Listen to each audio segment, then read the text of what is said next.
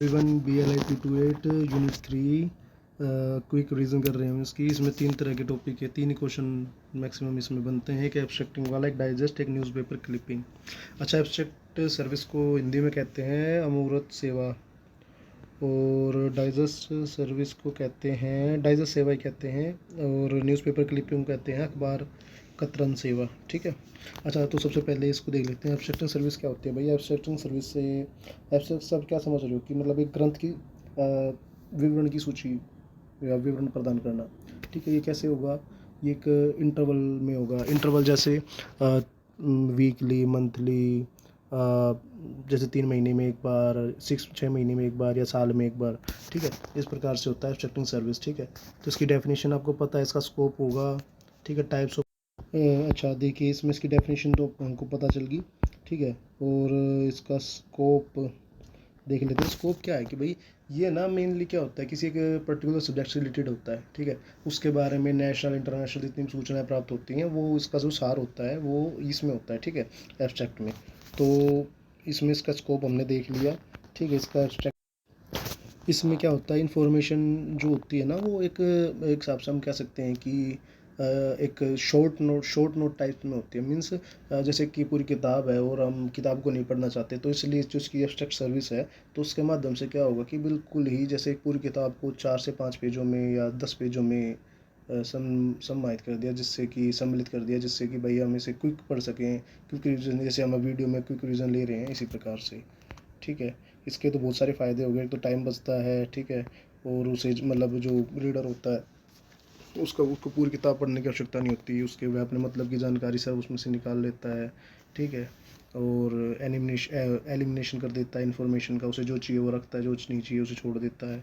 ठीक है, और इससे मतलब एक हिसाब से क्लास नोट्स टाइप से होते हैं। ठीक है, इसमें ये क्वेश्चन बनता है कि भाई बताइए हमारे एब्स्ट्रैक्ट कितने प्रकार के होते हैं। तो एब्स्ट्रैक्ट जो है 10 प्रकार के आसपास होते हैं। जैसे कि सबसे पहला आता है टिटुलर एब्स्ट्रैक्ट। इसमें मतलब इसे हम कह सकते हैं भाई टाइटल ओनली एब्स्ट्रैक्ट। अब जैसे कि हमें पता है कि हम किसी चीज़ का, कई बार हम क्या होता है कि टाइटल देख के समझ जाते हैं कि इसमें क्या है। जैसे हमने अगर टाइटल दिया जैसे रामायण, तो रामायण में हमें पता है कि इसमें श्री राम होंगे।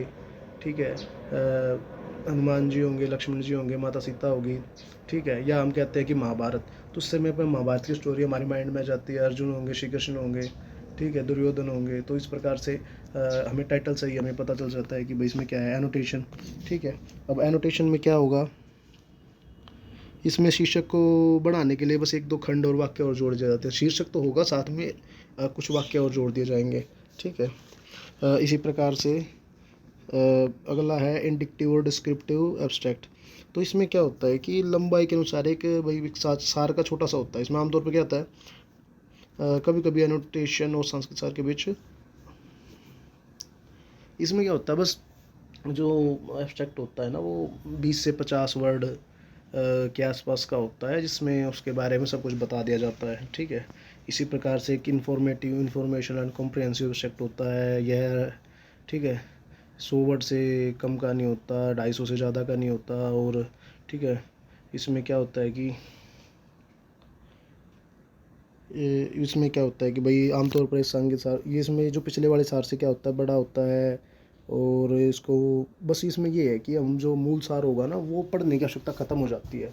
सार भी तो कई प्रकार के होते हैं। जब ये तो है ना कि हम हर किसी चीज़ को एक सब्जेक्ट में या एक लाइन में या एक पैरे में ख़त्म कर सकते हैं। तो उसी प्रकार से इन्होंने इसको अलग अलग रूप में बांट दिया है। ठीक है, और इसके बाद है एक्सटेंड एब्स्ट्रैक्ट। ठीक है, एक्सटेंड जो थोड़ा सा और बढ़ा के लिख दिया जाए, 600 वर्ड्स आ जाएंगे। मतलब इसमें क्या है, बस जो बढ़ता जाएगा ना, वो वर्ड्स की लिमिट बढ़ती जाएगी। ठीक है, इस प्रकार से आप बाकी किसकी बुक्स में से कर सकते हैं। ठीक है, मैंने 4-5 ऐसे बता दी कि एग्ज़ाम में आ भी गया ये 10 नंबर जितने भी है उसमें आ गया, तो या बस 4-5 भी लिखे आओगे तो भी आपके मार्क्स पूरे हो जाएंगे। ठीक है। अच्छा, तो भाई अगला क्वेश्चन जो हमारा डाइजेस्ट सर्विस है। डाइजेस्ट सर्विस को हिंदी में भी डाइजेस्ट सर्विस बोलते हैं। जैसे कि नाम से ही पता चल रहा है, डाइजेस्ट सर्विस क्या है कि किसी मतलब जैसे एब्स्ट्रैक्ट था ना, उसी प्रकार से ही है, पर इसमें कोई ना वर्ड्स की लिमिट वगैरह नहीं होती है। ठीक है, इसमें क्या होता है कि भाई वो एक लाइन से लेके और एक पेज या 10 पेज या किताब तक भी हो सकता है किसी भी चीज़ का डाइजेस्ट। जैसे कि मैं कहूँ कि भाई महाभारत का अगर हम डाइजेस्ट निकालें, तो वो कम से कम, अब महाभारत की जो किताब है तो उसकी एक छोटी किताब तो बन ही सकती है डाइजेस्ट। एक शॉर्ट फॉर्म तो हो ही सकता है, ठीक है, लेकिन वो भी किताब ही तो होगी जिसमें कम से कम 50-60 पेज तो मिनिमम होंगे ही होंगे, ठीक है। तो इसी प्रकार डाइजेस्ट क्या होता है कि वो हमारे जो सूचनाएं होती हैं उसके अकॉर्डिंग होता है कि वो सूचना या सार की जो लंबाई वो है कितनी। अगर जैसे महाभारत है वो तो हमारा महाग्रंथ है, तो उसकी तो भाई कम से कम एक किताब जिसमें 50-100 पेज तो होंगे, ठीक है। लेकिन अगर मैं कहूँ कि कोई एक स्टोरी है तो उसका अगर हम लगा ले तो 4 लाइनों में बन जाएगा। तो इसी प्रकार डाइजेस्ट सर्विस क्या है, अलग अलग प्रकार से होती है, ठीक है। तो इसमें डेफिनेशन हमने देख ली, स्कोप हमें पता चला है ही कि भाई डाइजेस्ट है किसी चीज़ का, यानी कि हम क्विक रिवीजन कर सकते हैं, टाइम बचता है और अनावश्यक सूचनाओं से बचते हैं, ठीक है। इस प्रकार से हम लिख सकते हैं। टाइप्स क्या है इसके, ये आता है क्वेश्चन भाई एक, ये 2 प्रकार का होता है, एक सिंगल सोर्स डाइजेस्ट और एक मल्टीपल सोर्स डाइजेस्ट, ठीक है। सिंगल सोर्स डाइजेस्ट क्या होता है, single source digest is based on a single book essay article, ठीक है, under the book bonus column reader digest publish, ठीक है। तो इसमें क्या है कि भाई मतलब ये सिंगल बुक निबंध पर आधारित होता है। बुक बोनस कॉलम के तहत readers digest single source digest प्रकाशित करते हैं, ठीक है। और एक जो ये है हमारा मल्टीपल सोर्स वाला, इसको हिंदी में बोलते हैं बहुस्रोत डाइजेस्ट, ठीक है। यह बहुस्रोत डाइजेस्ट प्रकाशित करता है। डाइजेस्ट कमोबेश समीक्षा लेखों की तरह दिखते हैं। ERIC डाइजेस्ट का एक उदाहरण है, ठीक है, जिसे धारा 3.3.4 के तहत दिया गया है, ठीक है। और बेसिक है भाई, अगर हम किसी भी प्रिपरेशन करेंगे किसी भी डाइजेस्ट की, ठीक है, तो उसमें क्या क्या घटक हो सकते हैं। जैसे शीर्षक होगा, हम शीर्षक लिख देंगे भाई, लेखक का नाम लिख देंगे, सार लिख देंगे, कीवर्ड लिख देंगे, ठीक है, पाठ का मुख्य भाग लिख देंगे, ठीक है, और ग्राफिक्स लिख देंगे, निष्कर्ष लिख देंगे, संदर्भ लिख देंगे, ठीक है। तो इसी प्रकार से ये हमारा ये वाला टॉपिक भी ख़त्म हो गया। अब भाई सीधा आएंगे हम कतरन सेवा, अखबार कतरन सेवा यानी कि न्यूज़पेपर क्लिपिंग, ठीक है। मुझे पता है कि इंग्लिश में भी बहुत सारे बच्चे करते हैं, हिंदी में भी, लेकिन हिंदी वालों के लिए जो है ना कंटेंट अवेलेबल हो ही नहीं पाता है, ठीक है। तो इसमें कुछ ज़्यादा खास तो है नहीं, बेसिक सा है। जैसे कि हम बचपन में नहीं किया करते थे कि हमें कोई भी कार्टून की तस्वीर अच्छी लगी तो वो वहाँ से काटी और हमने अपनी कॉपी में चिपका ली, जो हमारी फेवरेट कॉपी होती थी। तो इसी प्रकार इसमें है।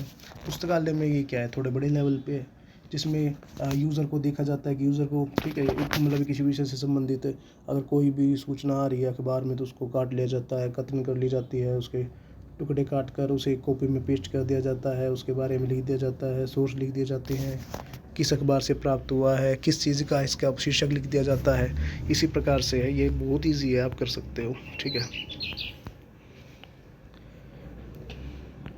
ठीक है, इसमें बेसिक क्या है कि सिलेक्शन करते हैं हम आइटम का, क्लिपिंग यानी काटना करते हैं, पेस्टिंग यानी कि उसे चिपकाते हैं, ठीक है। असाइनिंग सब्जेक्ट हेडिंग और लिखते हैं, लोकेशन लिखते हैं, डिस्ट्रीब्यूटिंग द क्लिपिंग, फिर उसको बांट देते हैं जिनको उनकी ज़रूरत होती है, ठीक है। तो ये बेसिक सा है, ये तो आप कर ही सकते हैं, ठीक है। ये हमारा जो है चैप्टर भी कंप्लीट हो गया, ठीक है। और आप देख लीजिए रेफरल सर्विस आ गया, इसको अगली वीडियोज़ में बना